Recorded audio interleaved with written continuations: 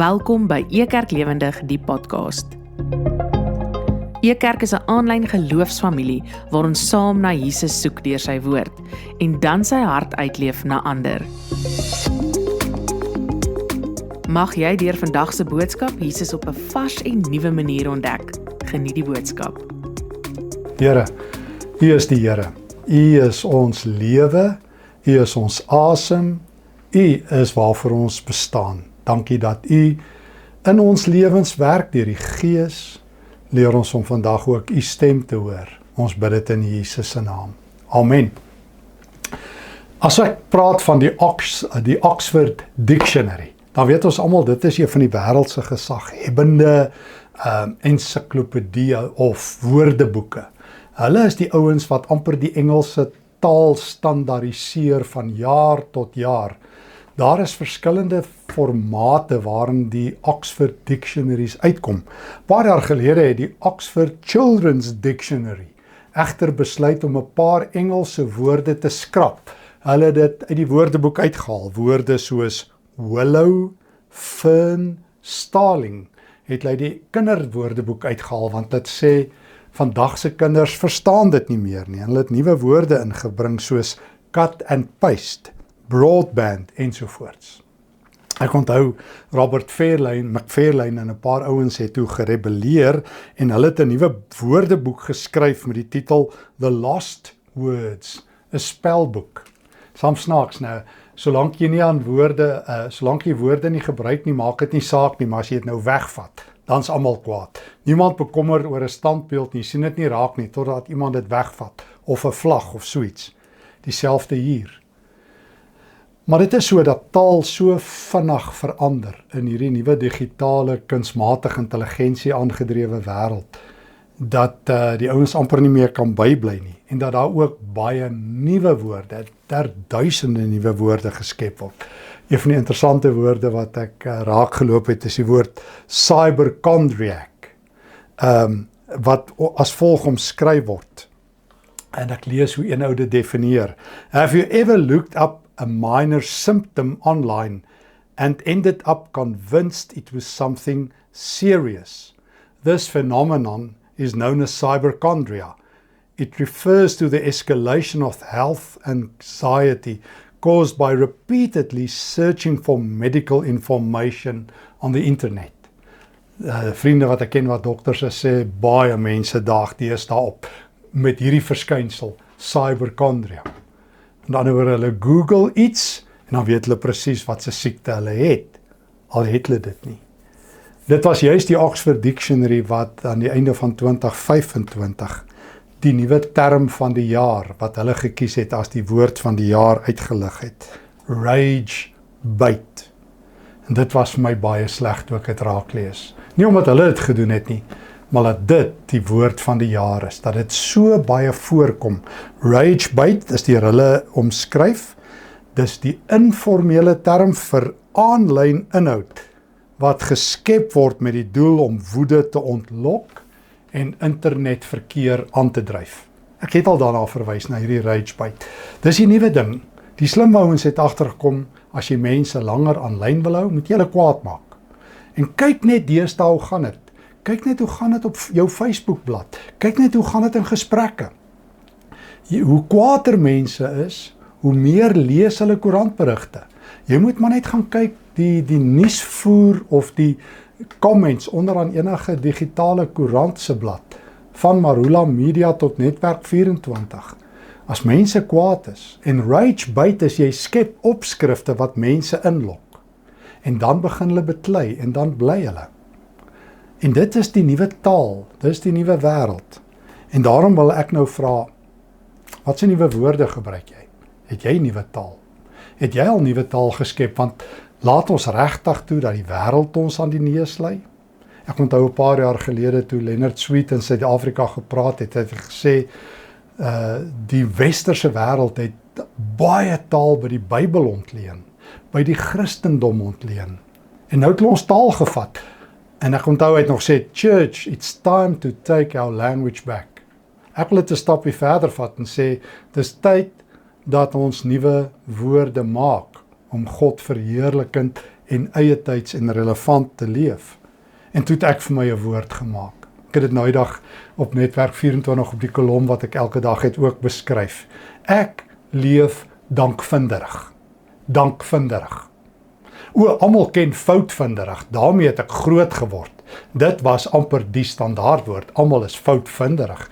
Jy hoef dit nie te verduidelik nie, ons weet wat dit beteken. Jy vertel net, jy weet, daai persoon is foutvinderig, en sê almal, ons weet.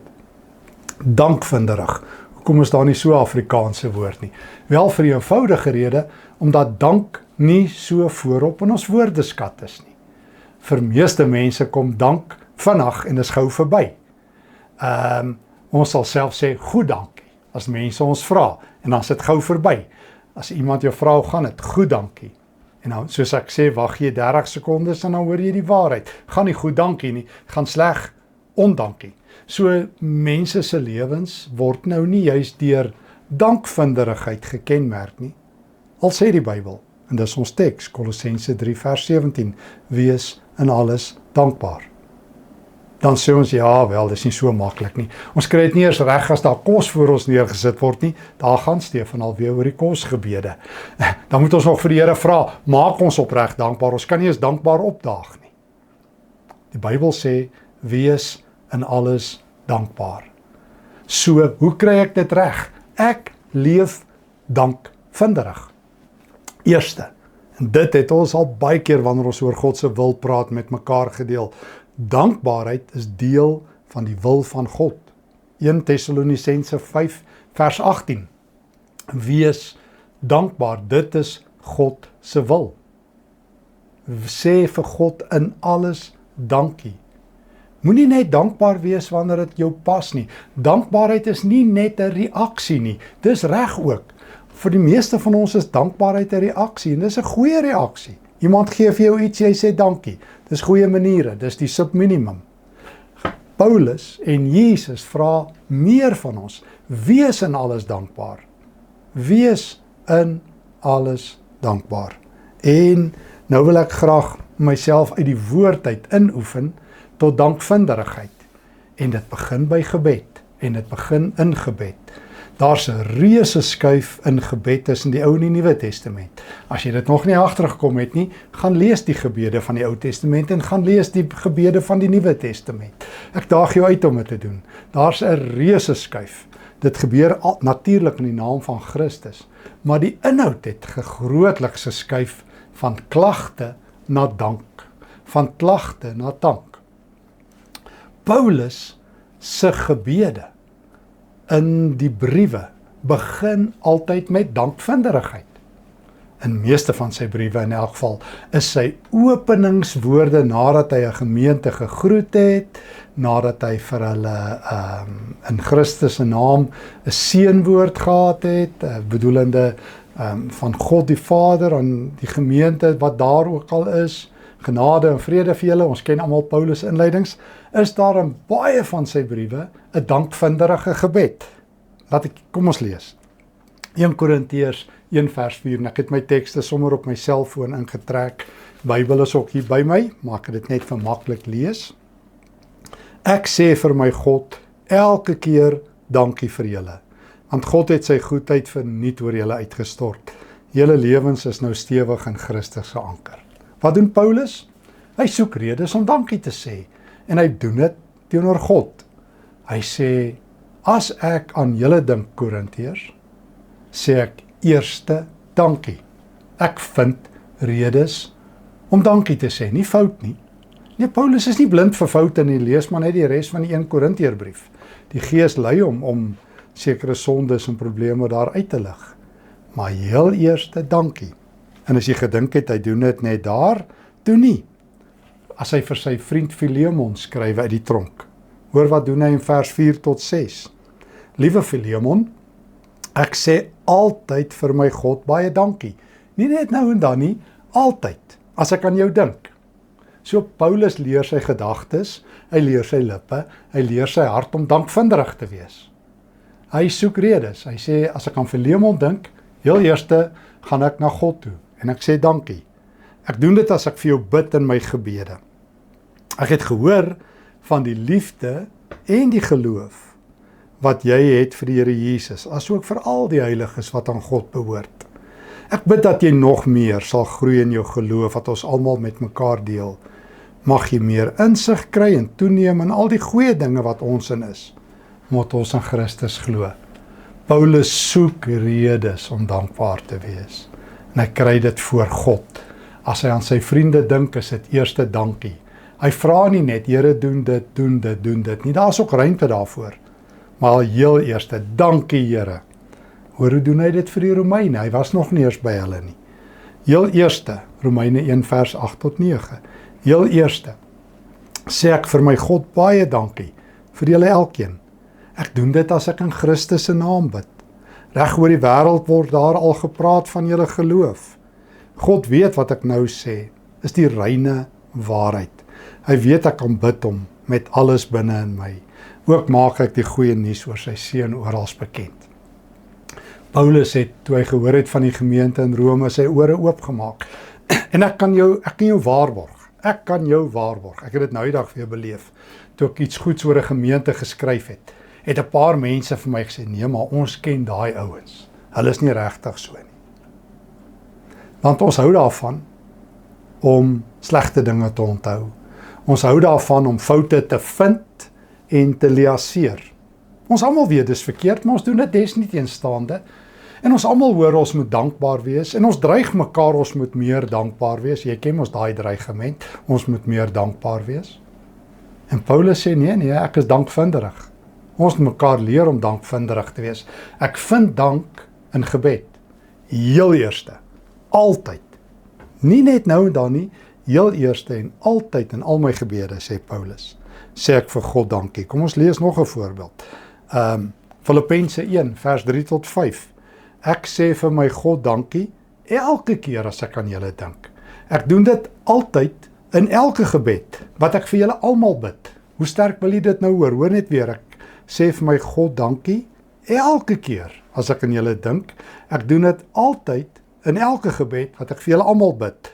Ek bid met groot vreugde, omdat ek weet julle is hart en siel deel van die evangelie, van dag 1 af tot nou toe. So hoe lyk die Christelike lewe? Die Christelike lewe is geanker in Jesus. Die Christelike lewe is 'n lewe wat in dankbaarheid deurgebring word. Ons sê weer vir mekaar, dit is God se wil, 1 Tessalonisense 5, dat ons dankbaar moet wees. God sê nie dis 'n opsionele opsie as ons 'n goeie dag het nie, as alles lekker is nie, as die son skyn nie, en as al my rekenings betaal is nie, dan is ek ook dankbaar. Maar dankbaarheid wat net 'n reaksie is, dit doen die wêreld ook. Dit soos liefde. Dis tog Jesus se punt in die bergrede. Hy sê, wat doen julle wat meer is as die fariseërs of die ongelowiges? Hulle het ook hulle familie lief. Hulle het ook die oulike mense lief. Julle het niks anders gedoen as julle oulike mense lief het, as wat die res van die wêreld ook maar doen nie. Maar ek vra van julle, om nie kwaad met kwaad te vergeld nie. Om nie 'n oog vir 'n oog te vat nie. Om as jou vyand kwaad is, om nie terug te beledig nie. Om 'n tweede myl te loop. Moeilik verseker. Nooit in die Nuwe Testament bedoel, hier is die maklike lewensgids nie. En ek hoor baie mense sê dit, weet, is nie so maklik nie. Het is maklik om dit te sê, maar dit is nie so maklik om te doen nie. Inderdaad, nooit het Jesus bedoel die Christelike lewe is Christianity light nie. Daar's nie 'n dieet opsie as jy wil, vir maklike Christenskap, en dan's daar so middelvlak Christenskap, en as jy dan nou regtig ernstig is oor jou Christenskap, dan is jy nou 'n disipel, dan draai jy kruis nie. Jesus sê van die begin af, kom agter my aan, draai my kruis. En as ons sê my alles is op die altaar, dan moet ook my foutvinderigheid voor op die altaar wees. So Jesus bedoel nie maar net ek moet 'n paar dingetjies los nie, hy bedoel my hele lewe moet verander van foutvinderig tot dankvinderig. Ek moet verstaan in die voorgrond van my lewe, in die voorgrond van my hart, dat dankbaarheid hoort tot die essensie van my geloof. Ek skaal af op foutvinderigheid en op kritiese ingesteldheid en 'n veroordelende hart as ek begin dankie sê. Hoe? Wel ek kyk tot ek goeie dinge in mense raak kyk, dan sê ek dit eers vir die Here. Dit is wat Paulus doen. Ek sê weer, hy's nie blind vir hulle foute nie, maar heel eerste, altyd, in alle omstandighede, maak hy seker dat hy 'n fyn kenner is van die mooi dinge waarvoor hy kan dankie sê. En dan gaan doen hy dit. Dankie Here, dankie Here, dankie Here. Sy gebede begin met dank. Mense vra graag voorbidding, maar ek nog min ouens gehoor wat dankbidding vra. Want as jy dankvinderig is, gaan vra 'n bietjie vir mense. Gaan leer jouself om vir mense dankie te sê. En tweedens, gaan vra vir mense, waarvoor kan ek vir die Here dankie sê vir julle? Want mense vra graag, waarvoor kan ek vir jou bid? Nee, ek het dit nodig en dit nodig, dan klink dit soos 'n kredienierslysie vir Spar of vir die supermark. En mense dink, jy kan net vir hulle bid as jy vir hulle probleme bid. Dis reg so. Filippense 4, maak julle begeertes deur wat? Smeking en met danksegging bekend. Jy sê vir die Here dankie dat jy vir hom iets kan vra ook. Dankie Here dat ek mag bid. Ook vir mense wat siek is, vir mense wat swaar kry, vir mense wat ly. Jy moenie vandag hoor jy mag nie voorbidding doen nie. Jy mag nie hoor jy mag nie smeek nie. Maar doen dit met danksegging. Vra vir mense 'n bietjie, waarvoor kan ek dankie sê? Ek onthou jare gelede het 'n leraar my vertel dat hulle in hulle gemeente 'n jaar van dankbaarheid aangekondig het. Hy het gesê, ons ontvang geen klagtes, geen probleme, geen moeilikheid nie. So as jy wil kla, ons kan vir jou 'n paar gemeentes aanbeveel waar jy dit kan doen. Hulle ontvang graag klagtes en naamlose briewe. As ons die woord verdraai en die evangelie vervals, dan mag jy praat. Maar as jy ongelukkig is, weet jy, ons sal jou help om 'n maklike gemeente te kry wat klagtevriendelik is. So ons het nie 'n klagtedepartement nie. Hierdie dominee wat dit vir my vertel het, George Nell, was nadat hy, as ek hom nog reg onthou, 'n baie ou kar gehad het. 'n Ou Mercedes. Toe breek daar 'n onderdeel. Toe vat hy dit na 'n Mercedes handelaar toe sê hulle het nie meer sulke onderdele nie. Hierdie moet nou uit Duitsland ingevoer word. En die dominee het gesê hy's te arm. Hy het nie geld nie. En toe doen hulle dit vir hom verniet. En toe hulle hom bel om die motor te kom haal, toe vra hy vir iemand, waar's die dankie sê departement hier by die handelaar? Sê hulle, nee, ons nie soets nie, ons te klagte departement, jy moet so toe gaan. Hy sê, ek wil nie kla nie, ek wil dankie sê. Hulle sê, ons het nie 'n dankie sê departement nie, maar ons te klagte departement. Ek sit nou die dag op 'n trein in Europa, en ek hoor so elke kort, is daar so aankondiging. If you like to file a complaint, if you like to file a complaint, dink jy, as ek dit letterlik na Afrikaans vertaal, as jy nou graag bietjie wil kla, as dit nou vir jou so lekker is, plegslik sê, if you like to say thank you. Ons is so gewoond om foutvinderig te wees, dat selfs die advertensies, selfs die maatskappye is al opgestel. En weer 'n keer, as iets verkeerd is, moet dit aangespreek word, soos die Bybel ons leer. As daar sonde is, spreek ons dit aan. Ons is nie blind nie, maar ek dink ons is blind vir dankie. Maar ons is nie blind vir foute nie, maar ons is blind vir dankie. En daarom moet ons leer om dankvinderig te word. En die Here leer my, dit begin in gebed. Jy bid, jy raak dankvinderig. Dankie Here, ek dank elke keer as ek aan jou dink, skryf Paulus vir die kerke. Sê ek vir God dankie. Tweedens maak ek my gebede deur smeking en danksegging aan God bekend, Filippense 4. En dan natuurlik soos Kolossense 3 vers 17 sê, wees in alles dankbaar. En wees, doen wat jy doen van harte soos vir die Here. En sê vir God dankie. En 1 Tessalonisense 5 vers 18, wees in alles dankbaar. Sê vir God in alles dankie, want dit is God se wil in Christus. Ek vind dit so mooi as Paulus in Kolossense 3 vers 17 sê, wat jy ook al sê of doen, sê en doen dit in die naam van die Here en dank God die Vader deur hom. So, die Here roep my tot nuwe taal, maar hy roep my tot die modellering van nuwe taal. Die Oxford Dictionary sê, rage byt wen. Die Nuwe Testament sê dank wen. Vir wie gaan jy luister? Sosiale media? Gaan jy op die sosiale media platforms deur nog woede meegesleer word? Enigiets van Amerika se politiek tot Suid-Afrika se politiek, jy noem dit en almal is kwaad en almal beklei. Of gaan jy dankvinderig wees? en gaan jy dit modelleer in jou gebede? Gaan jy vir ander mense wys? Gaan jy die lewe van Jesus leef? Deur soos wat Hebreërs 1 vir ons sê, hy is die hoëpriester wat met vreugde gesalf is. Want hoe dankbaarder jy is, hier is die geheim, hoe meer vol vreugde word jy, hoe meer vreugdevol word jy. Ons het al daaroor gepraat, oor gara of gara, die Griekse woord vir vreugde, om gara vol te wees, vreugdevol te wees, en om dankvinderig te wees. Dit is die roeping waartoe Christus my roep. Vandag se woord is of, soos ek in Engels sê, an exercise in missing the point. Of, dis die hart van die Bybel. Die keuse is jou en myne. Gaan ons dit ernstig opvat? Gaan ons foutvinderigheid tot 'n sonde verklaar, tot taboe verklaar? Gaan ons weier om rage bite die woord in ons lewe te maak? Gaan ons dankvinderig wees?